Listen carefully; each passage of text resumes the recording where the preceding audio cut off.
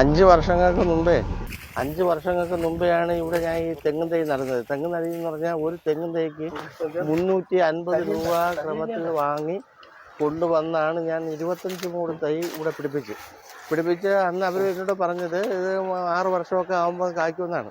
അത് സത്യം തന്നെയാണ്. കാരണം അവർ പറഞ്ഞ രീതിയിലുള്ള വളമൊക്കെ ചെയ്ത് എല്ലാം റെഡിയായി, എല്ലാ തെങ്ങും തടി വിരിഞ്ഞ് നല്ല ഓലയായി പൂമ്പെടുക്കാൻ സമയമായി. ആ പ്രായമായ സമയമാണ് ഇത് മൊത്തവും വന്ന് പല ദിവസങ്ങളിലായിട്ട് തുടർന്ന് തന്നെ തിന്നുകൊണ്ട് ഇങ്ങനെ ഈ മൊത്തവും തിന്ന് കുഴിച്ച് അതിൻ്റെ മൂട് മൊത്തം ഇളക്കി പിന്നെ വിട്ട് ഇത്തിരി ഇനി അങ്ങേയറ്റം ഒരു മൂടുണ്ട്, അതൊന്ന് രാത്രി തന്നെ എന്തുമാത്രം കഷ്ടപ്പെട്ടുണ്ടാക്കിയ ഒരു മുതലാണെന്നറിയാമോ. ഈ രീതിയിൽ ആയിക്കഴിഞ്ഞാൽ എന്ത് ചെയ്യാൻ പറ്റും? പകൽ സമയങ്ങളിൽ പോലും ഇവിടെ കയറി വരാൻ തന്നെ ഇപ്പോൾ എനിക്ക് പേടിയാണ്. കാരണം ഇനിയിപ്പം തെങ്ങും തൈ തിന്നിട്ട് ഇവിടെ എവിടെയെങ്കിലും കിടന്നു കഴിഞ്ഞാൽ നമ്മളെ ആക്രമിക്കില്ല. അതുകൊണ്ട് തന്നെ എനിക്കൊരു ഒരു 1.5 ലക്ഷം രൂപ വരെ ഒരു നഷ്ടം ആണിപ്പോൾ എനിക്ക് സംഭവിച്ചിരിക്കുന്നത്. നഷ്ടത്തിൻ്റെ മാത്രമല്ല, ഇത്രയും കഷ്ടപ്പെട്ട് ആദായം എടുക്കാൻ സമയമായ ആ സമയം ഇങ്ങനമായ ഒരു ഭയങ്കരമായ ഒരു പിന്നെ സംവിധാനം ഇങ്ങനെ ഉണ്ടായത്, ഈ ഒരു അക്രമം ഉണ്ടായത് ഇനി ജീവിതത്തിൽ സഹിക്കാൻ വയ്യാത്ത ഒരു അവസ്ഥയായി മാറിയിരിക്കുകയാണ്. ഇത് കാണുന്നതന്നെ ഭയങ്കര ബുദ്ധിമുട്ടാണ്. ഞാൻ ഇത് ആകെ എനിക്ക് ഒരു അപ്സെറ്റായിട്ടിരിക്കുകയാണ്. ജീവിതത്തിൽ ആകെ ഒരു മനോവിഷമത്തിലേക്ക് പോവുകയാണ്. ഒരു കൃഷി ചെയ്യാൻ സമ്മതിക്കില്ല. ഈ മൊത്തവും പോച്ച കയറി കിടക്കുന്നു. ആദ്യം മരച്ചീനി നട്ട് മരച്ചീനി പുഴുവാൻ സമയം ചീനിയായി വന്ന സമയം ഇതേപോലെ അത് ഒരു മൂട് പോലും കിട്ടാതെ മൊത്തവും തിന്ന് അങ്ങനെ മരച്ചീനി കൃഷി മതിയാക്കി. ചേമ്പ്, ചേന എല്ലാ കൃഷികളും ഞാൻ ചെയ്തുകൊണ്ടിരുന്നത്. ഒരു കൃഷി പോലും നമുക്ക് ആദായം എടുക്കാൻ പറ്റുന്നില്ല.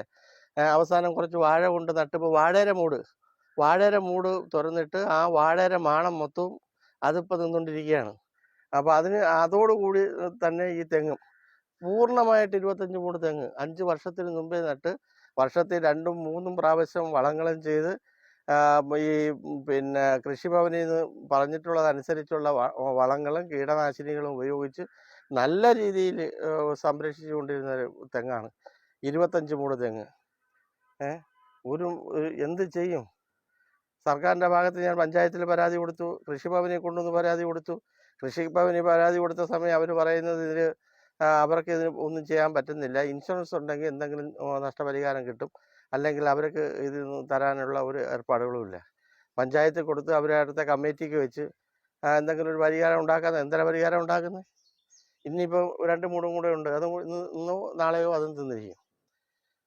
അതുകൊണ്ട് ഇതിന് എന്തെങ്കിലും ഒരു നടപടി സർക്കാരിൻ്റെ ഭാഗത്തു നിന്ന് ഉണ്ടാവണം. മേലിൽ മറ്റൊരു കൃഷിക്കാരനും ഇതേപോലൊരു ദുരവസ്ഥ ഉണ്ടാവാതിരിക്കാനുള്ള ഒരു സംവിധാനം സർക്കാരിൻ്റെ ഭാഗത്തു നിന്ന് അടിയന്തരമായിട്ട് എടുക്കണമെന്നാണ് എനിക്ക് പറയാനുള്ളത്. ഈ നഷ്ടത്തിന് ആരാ ഉത്തരവാദി? നമുക്കില്ലാതെ പോയി എത്ര തന്നെ. അതുകൊണ്ട് അതിൻ്റെതായ നടപടിക്രമങ്ങൾ ഉടനെ സർക്കാരിൻ്റെ ഭാഗത്തു നിന്നുണ്ടാവണമെന്നും അധികാരികൾ ഇതിന് വേണ്ടുന്ന ഒരു നടപടി സ്വീകരിക്കണമെന്നും ആണ് എനിക്ക് പറയാനുള്ളത്. കൃഷികൾ ചെയ്തു വയ്ക്കുന്ന അതെല്ലാം പന്നികൾ നശിപ്പിച്ച് നാനാവിധമാക്കുക. പിന്നെ ഇപ്പം അടുത്തൊരു പെരയിടത്ത് തന്നെ ചീനി നട്ടിരുന്നു, അത് മൊത്തവും പിന്നെ പന്നികൾ നശിപ്പിച്ച് എന്നാണ് പറയുന്നത്. അതുകൊണ്ടും വലിയൊരു ബുദ്ധിമുട്ടിലിരിക്കുകയാണ്. അങ്ങനെ ഈ പട്ടികളും പന്നികളും എല്ലാം കൂടെ ആയപ്പോഴത്തേക്ക് നമുക്ക് ജീവിതത്തിൽ വലിയൊരു ബുദ്ധിമുട്ടാണ്. ഞങ്ങൾക്ക് ഇപ്പം വലിയൊരു ബുദ്ധിമുട്ട് ഈ പട്ടികളെ കൊണ്ടാണ്. ഈ പട്ടികളെ ശല്യം എങ്ങനെയെങ്കിലും അതൊന്ന് മാറ്റി കിട്ടിയാൽ കൊള്ളാമായിരുന്നു. കുഞ്ഞുങ്ങൾക്ക് മുറ്റത്ത് പോലും ഇറങ്ങാൻ വയ്യാത്ത സിറ്റൗട്ട് നിൽക്കുവാണെങ്കിൽ സിറ്റൗട്ടിനകത്ത് വരും.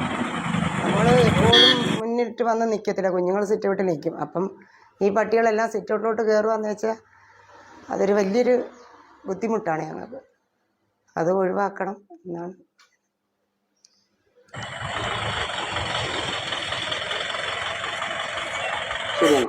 ഓ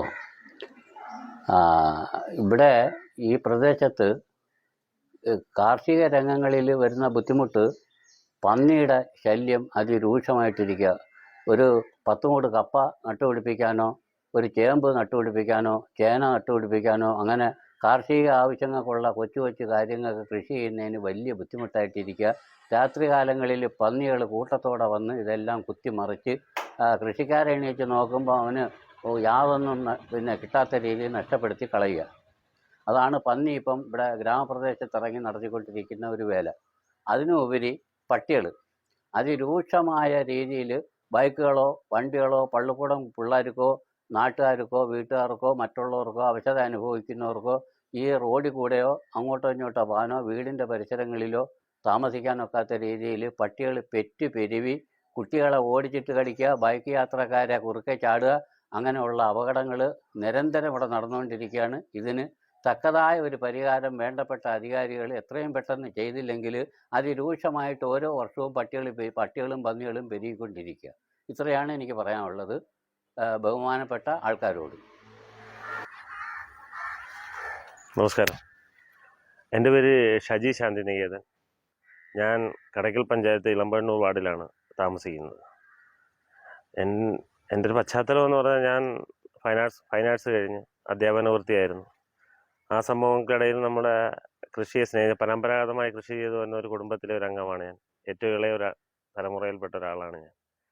അപ്പം ഞാനും ഇവിടെ വന്ന് എല്ലാവരും പ്രാക്ടിക്കലായിട്ട് പറയാതെ തിയറി മാത്രം പറയുമ്പോൾ ഭക്ഷണത്തിൻ്റെ കാര്യത്തെക്കുറിച്ചും ജൈവ പച്ചക്കറികളെക്കുറിച്ചും അതിനെക്കുറിച്ചും ഇതിലെല്ലാത്തിലും വാചാലമായി സംസാരിക്കുമ്പോൾ നമ്മൾ പ്രാക്ടിക്കൽ സൈഡിലേക്ക് ഇറങ്ങുമ്പോൾ എനിക്കുണ്ടായ കുറേ ദുരനുഭവങ്ങളും കാര്യം ഞാൻ അതിൽ വളരെ നന്നായിട്ട് എൻജോയ് ചെയ്യുന്നത്. അത് പൈസയ്ക്ക് വേണ്ടിയോ മറ്റതിനു വേണ്ടിയല്ല, ശരിക്ക് സേവ് ദ സോയിൽ എന്നുള്ളൊരാശയം മനസ്സിലുള്ളത് കൊണ്ടും എൻ്റെ യാത്രകളിലും എൻ്റെ പഠനം വിശ്വഭാരതി, ഡൽഹി, അവിടെ ആസാം യൂണിവേഴ്സിറ്റി അവിടെ എല്ലാം പഠിച്ചതിൻ്റെ ഒരു പശ്ചാത്തലത്തിൽ സഹജീവികളോടുള്ള സ്നേഹവും മറ്റും സംഭവം എല്ലാം വെച്ചുകൊണ്ട് തന്നെയാണ് ഞാനിവിടെ കൃഷി തുടങ്ങിയത്. നല്ല ഭക്ഷണം കഴിക്കുക എന്നുള്ളതാണ്. കാര്യം മണ്ണിൽ പണിയടിച്ച് നമ്മളെ ജീവൻ നിലനിർത്തുന്നതിന് വേണ്ടി ഇത് തിയറി പറയുന്നതല്ല. മണ്ണിൽ ജീവിക്കണമെങ്കിൽ ജീവൻ നിലനിർത്തണം ഭക്ഷണം വേണം. ഭക്ഷണം നമ്മൾ ഉണ്ടാക്കുന്നതിന് വേണ്ടി ഉള്ള ഒരു കഠിന ശ്രമത്തിൻ്റെ ഇടയിലായിരുന്നു. അത് വളരെ രസകരമായി നമുക്ക് ചെയ്യാൻ പറ്റും. ഞാൻ 1.5 ഏക്കറിൽ നെൽകൃഷി ചെയ്യുന്ന ഒരാളായിരുന്നു. എനിക്ക് കഴിഞ്ഞ വർഷം നെൽകൃഷി ചെയ്തതിൽ ഒരു മണി കൊയ്തെടുക്കാൻ പറ്റിയില്ല. കാര്യം പന്നി നശിപ്പിച്ചു. അതുപോലെ തന്നെ പന്നിയെപ്പോലെ തന്നെ മയിൽ, പന്നി ശരിക്കും പറഞ്ഞാൽ ഇവയെല്ലാം ഇപ്പോൾ ഡൊമസ്റ്റിക് ആനിമൽസായി മാറിക്കഴിഞ്ഞിരിക്കുന്നു. കാര്യം പന്നിയെ നമ്മൾ ഒരു തരത്തിലും നമ്മളിപ്പോൾ അവനെ പ്രകോപിപ്പിച്ചോ അല്ലെങ്കിൽ ഭീഷണിപ്പെടുത്തി ഏതെങ്കിലും തരത്തിൽ ഇവനെ ഓടിക്കാൻ ശ്രമിച്ചു കഴിഞ്ഞാൽ നടക്കില്ല. കാര്യം ഇപ്പോൾ പടക്കിൻ്റെ സൗണ്ടോ വേറെ എന്ത് സൗണ്ട്, കാര്യം അവൻ അതിനെയെല്ലാം അതിജീവിച്ചു കഴിഞ്ഞു. കാര്യം ഇപ്പം ഫെൻസിങ് ഇട്ട് കഴിഞ്ഞു. ഫെൻസിങ്ങിന് അടിയിൽ കൂടി തുറന്നു കയറിയാണ് കംപ്ലീറ്റ് സാധനം പോകുന്നത്. നെൽകൃഷി ആദ്യം തൊട്ടേ അവൻ നശിപ്പിച്ചു തുടങ്ങിയ. കാര്യം വളരെ ദയനീയാവസ്ഥയാണ്. കാര്യം ഞാൻ വളരെ സന്തോഷത്തോടുകൂടി കരയായിരുന്ന ഭൂമി നിലമാക്കി അതിനെ 1.5-2 ലക്ഷം രൂപയോളം മുടക്കി നെൽവിത്തുകൾ എറിഞ്ഞു വളരെ ഭംഗിയായിട്ട് അതിനെ പരിപോഷിച്ചു കൊണ്ടുവന്നത് അവസാന നിമിഷം അത് ഹാർവെസ്റ്റ് ചെയ്യാൻ എനിക്ക് കഴിഞ്ഞില്ല. മൊത്തവും പന്നി നശിപ്പിച്ചു. 1000 മൂട് വാഴ വെച്ച് അതിലിനി 60 മൂട കണ്ടുണ്ട്. ഡെയിലി 50-60 വെച്ച് നശിപ്പിച്ചുകൊണ്ടിരിക്കുക. കാട്ടിൽ ജീവിക്കുന്ന ജീവികൾ ഇപ്പോൾ കാട്ടുപന്നിയെന്ന് ഇതിനെ പറയാൻ പറ്റില്ല, നാട്ടുപന്നിയെന്നേ പറയാൻ പറ്റും. കാര്യം ചെവി മടങ്ങിയ പന്നികൾ ഉൾപ്പെടെ ഉണ്ട്. കാര്യം എവിടെന്നോ പണ്ടുകൊണ്ട് കളഞ്ഞ, അതായത് ഈ പന്നിപ്പനി വരുന്ന സമയത്ത് ഇതിനെ കൊല്ലാൻ കഴിയാത്തത് കൊണ്ട് ഇതിനെ കൊണ്ടുവന്ന് തട്ടി കളഞ്ഞു. അങ്ങ് മലയിലാണ്. ആ മലയിൽ കൊണ്ട് തട്ടിയത്, ആലത്തറ മലയിൽ തട്ടിയ ആ സാധനങ്ങളാണ് ഇപ്പോൾ ഇതുവരെ കാട്ടുപന്നിയും നാട്ടുപന്നിയും കൂടെ ചേർന്ന് വേറെ മിക്സ്ഡായ ഒരു സംഭവത്തിലേക്ക് എത്തിക്കഴിഞ്ഞു. കാര്യം ഒരു പ്രസവത്തിൽ 18-20 കുട്ടികളാണ് വരുന്നത്. എൻ്റെ പട്ടിയെ തന്നെ അതിനെ ഇടിച്ച് എത്ര ആൾക്കാരും ഇവിടെ വെട്ടാൻ പോകാനും മറ്റുള്ള പ്രശ്നങ്ങൾക്ക് ടാപ്പിംഗ് തൊഴിലാളികൾക്കും വളരെ ബുദ്ധിമുട്ടായിട്ട് വരുന്നത്.